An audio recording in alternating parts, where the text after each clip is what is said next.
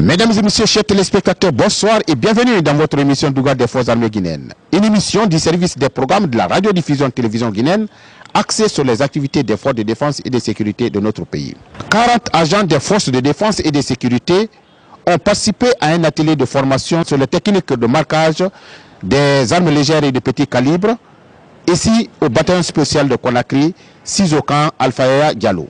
Une activité qui s'inscrit au compte du plan d'action de la Commission nationale de lutte contre la prolifération des armes légères et de petits calibres. Mesdames et messieurs, je vous invite à suivre le compte rendu de notre envoyé spécial, lieutenant Fodé Aboubakar Bangoura. Suivez.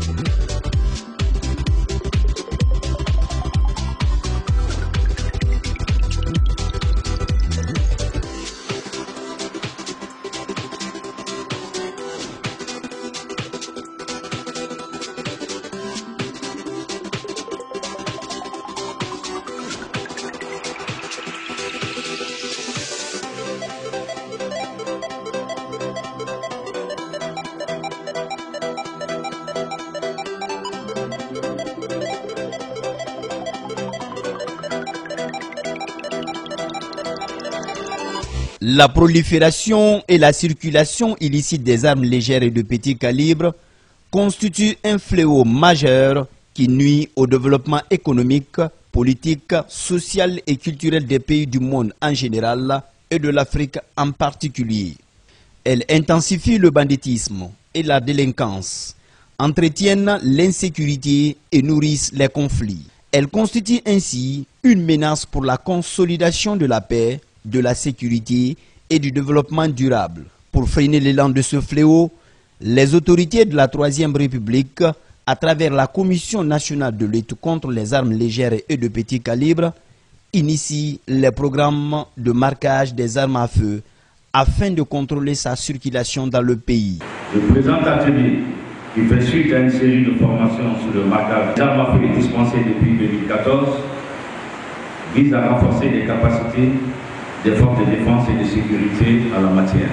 Les efforts ainsi consentis par la Commission nationale de lutte contre les armes légères me donnent l'opportunité de rappeler l'intérêt que notre gouvernement attache à l'éradication des fléaux liés à la prolifération et à la circulation illicite des armes légères et de petits calibres dans notre pays.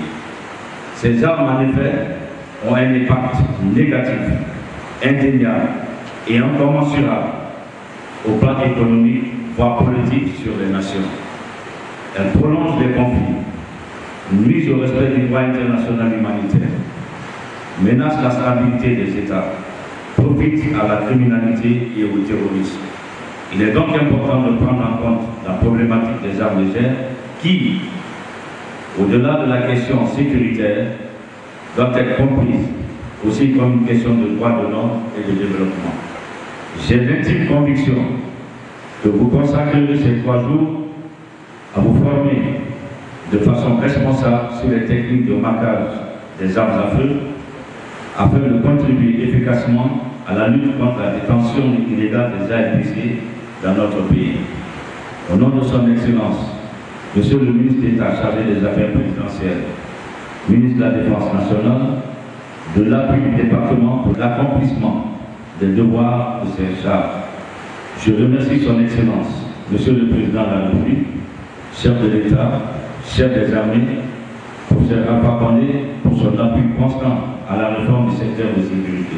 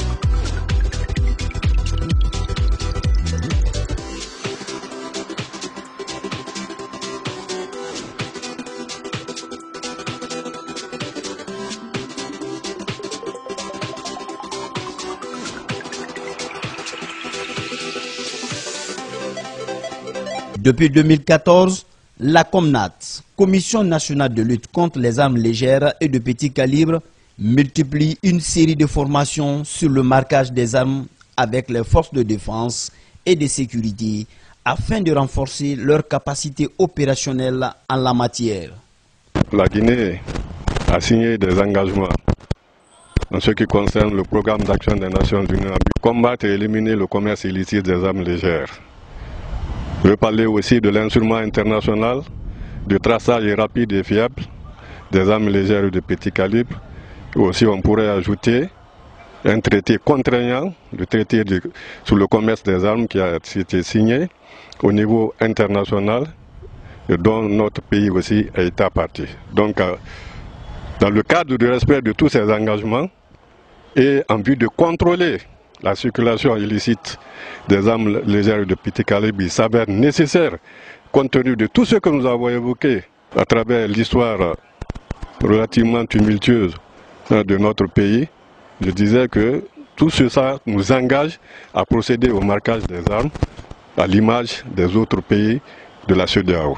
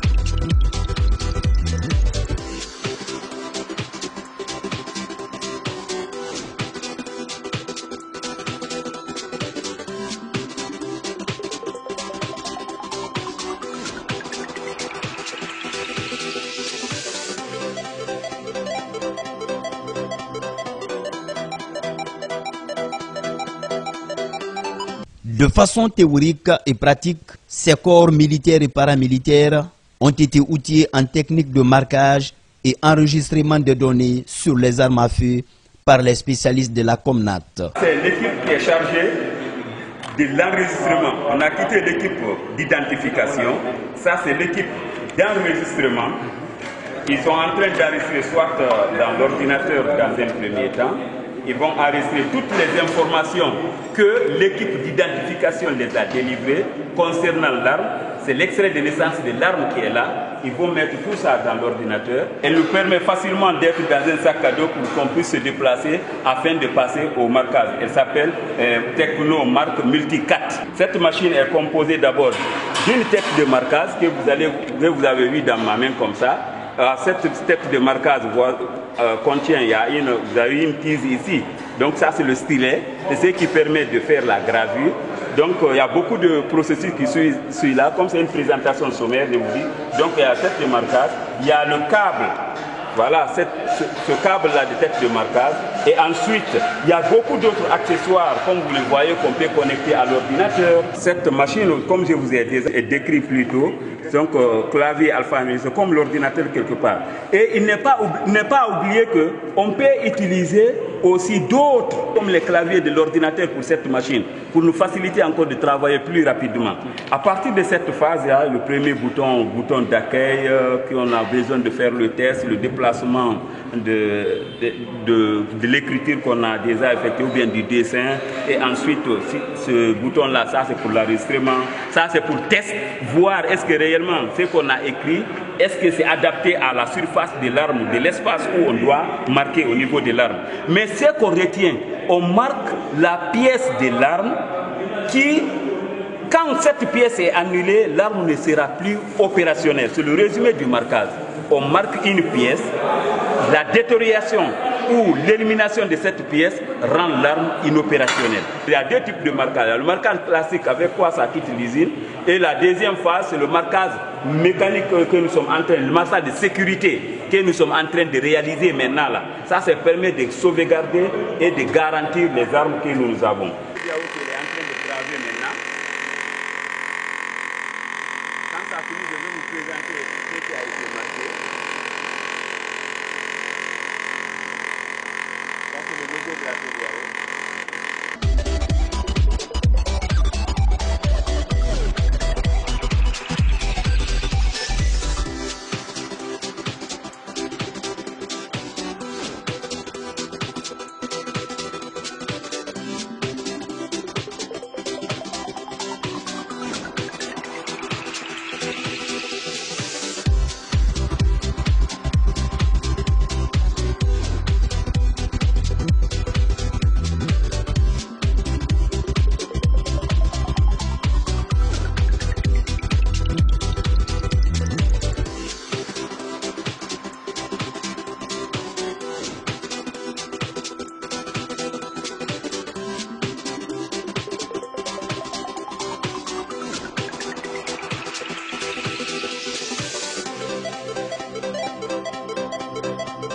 Pour lier la théorie à la pratique, ces apprenants ont été conduits dans l'atelier de marquage. Ici, le maître d'œuvre est la société Minds Advisory Group, une société britannique spécialisée dans le marquage des armes. Elle travaille en étroite collaboration avec la Comnat pour réaliser cette opération.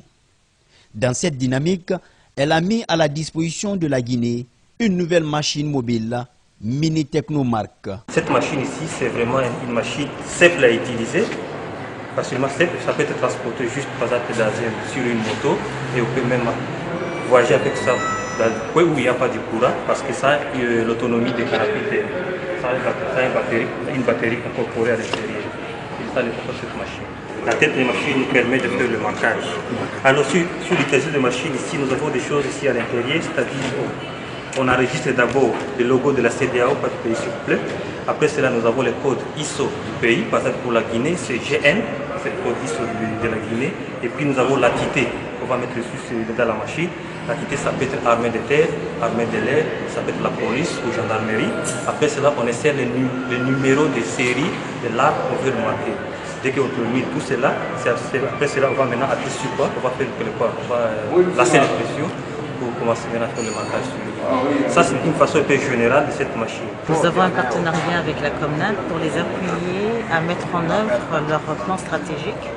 Et sur ça, nous faisons, comme vous le voyez en ce moment, nous formons les personnels des forces de défense et de sécurité sur le marquage des armes.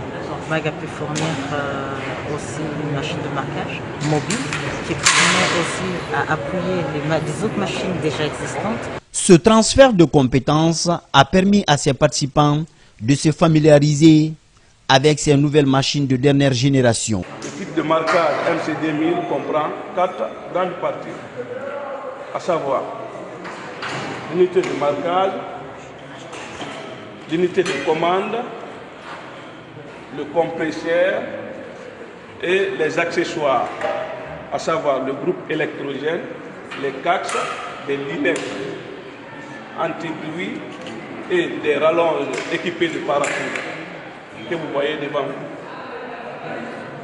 Donc pour commencer, on commence par l'unité de marquage qui est dotée d'une tête qui a un stylet qui regorge les billes à l'intérieur retenues par un patin, dans le ressort à l'intérieur pour faciliter le mouvement du stylet, soutenu par une tige autour duquel il peut être élevé ou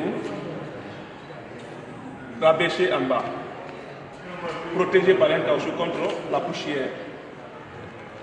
Nous avons le tout qui est sur un emballage qui le sert d'étau pour saisir les matériels à marquer. Donc, en ce qui concerne l'unité de marquage, c'est ça. Après ça, nous avons l'unité de commande. L'unité de commande comprend la face 10 parties. Nous avons le clavier alphanumérique, c'est-à-dire pour l'insertion des lettres et des chiffres. Nous avons la touche d'insertion des symboles. Nous avons la touche majuscule ou minuscule. Nous avons les touches arrêt ou marche. Nous avons la touche d'aile pour la suppression des caractères. Nous avons la touche échappe pour annuler et revenir sur l'écran d'édition. Nous avons la touche T pour dire test, tester avant de venir à l'application du marquage. Nous avons les touches d'entrée directe énumérées de F1 à F6. Après ça, nous avons l'écran d'édition qui nous permet de visualiser ce qu'on est en train d'introduire dans la machine. À l'arrière, vous avez ici une manette qui nous permet d'allumer ou d'éteindre l'unité de commande. Nous avons le port ici du câble d'alimentation de l'unité de commande. Nous avons le port ici de l'unité de marquage sur l'unité de commande. Nous avons le port de la manette d'arrêt BRICS ou marche que vous voyez devant vous. Nous avons le port de la carte mémoire. Et la carte mémoire existe déjà. C'est sur laquelle on peut enregistrer des données pour une sécurité.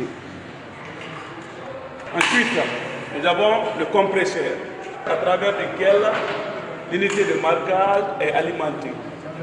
C'est elle qui amène l'air comprimé dans la bouteille à air sur l'unité de marquage pour permettre le chitelet de faire son. On appuie sur F4. F4 maintenant nous donne l'image superposée qui nous permet de régler le caractère du logo. Donc ici le logo est à 5. Si nous trouvons que ça c'est petit, on peut augmenter à 10 pour que le logo puisse sortir très bien. C'est le marquage que nous devons faire doit être lisible à l'œil nu.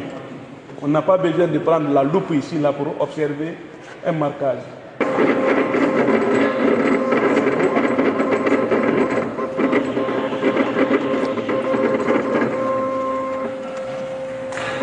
On descend tout.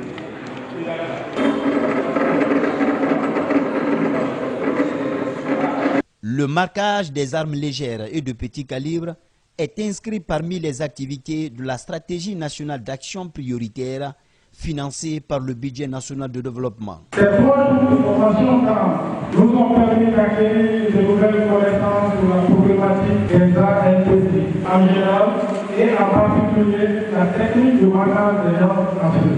C'est le lieu pour nos participants de rassurer le comité technique sectoriel de défense de notre engagement ferme à mettre en œuvre des outils et compétences acquis au profit de la commission de marquage des armes dans le cadre de la lutte contre la prolifération et la circulation illicite des armes légères et de petit calibre.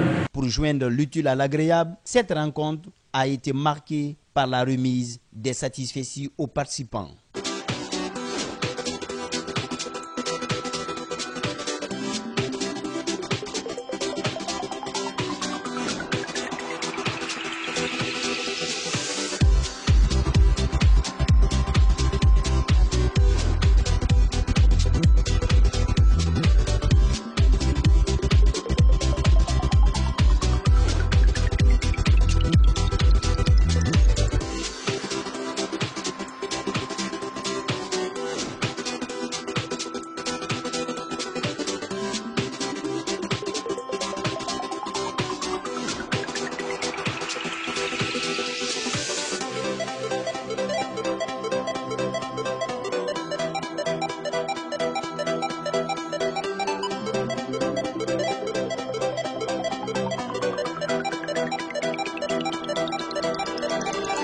Mesdames et messieurs, chers téléspectateurs, c'était tout pour ce soir. Il ne me reste plus qu'à vous souhaiter du plaisir en compagnie des programmes de la radiodiffusion télévision guinéenne.